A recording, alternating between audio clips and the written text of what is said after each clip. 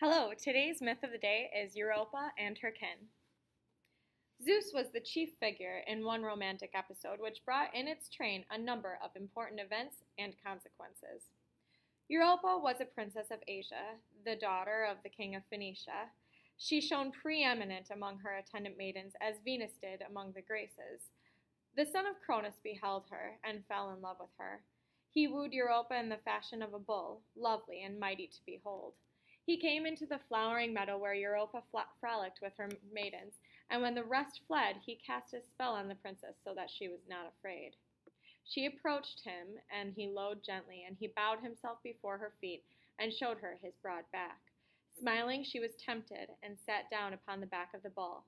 Scarcely was she seated when he rose from the ground, moved towards the neighboring seashore, and leapt easily into the waves. In vain she called out to her companions. In vain she implored the seemingly gentle bull to return to dry land and permit her to escape. Over the sea, suddenly smooth before him, he swam with powerful strokes, and never a wavelet wet the hem of the maiden's garments.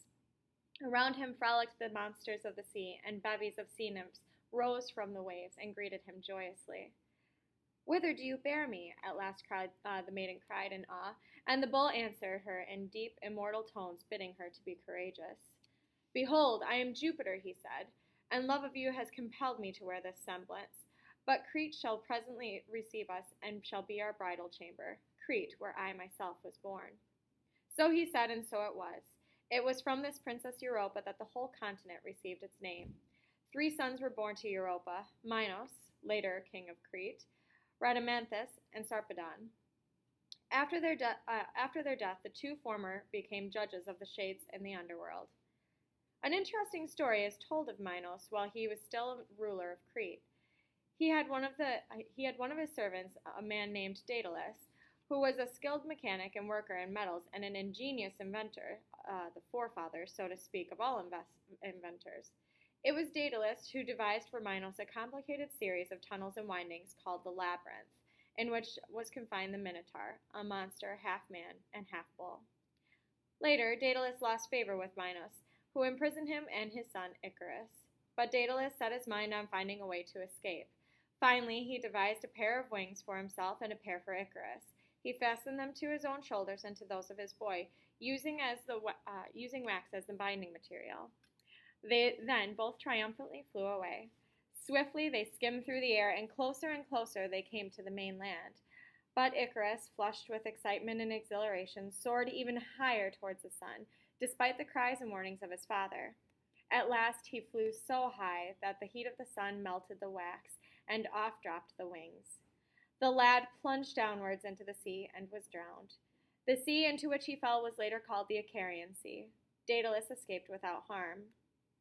When Europa was carried off by the bull, her father commanded her brother Cadmus to go in search of her, and not to return until he found her. But Cadmus sought for months and years in vain.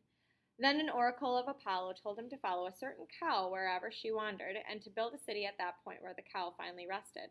Cadmus obeyed, and at last on the plain of Panope the cow stood still. Cadmus, wishing to offer a libation to his patron goddess Minerva, looked nearby for water. Soon he came to a spring from which gushed a crystal pure stream. But a dragon guarded the fountain, and no sooner had Cadmus's servants dipped their pitchers into the water than the dragon darted upon them, killed some with its fangs, and crushed others in its folds. Then Cadmus himself gave battle to the dragon and finally slew it, not knowing it was sacred to Mars or Ares. The god of war was angry, and Cadmus was obliged to serve him for 8 years. From the dragon's teeth, sown over the ground by the command of Minerva, sprang armed men who became subjects of Cadmus. He built the city of Thebes, and to him was ascribed the introduction of the alphabet. He and his wife Harmonia were eventually changed into serpents. He never saw Europa again.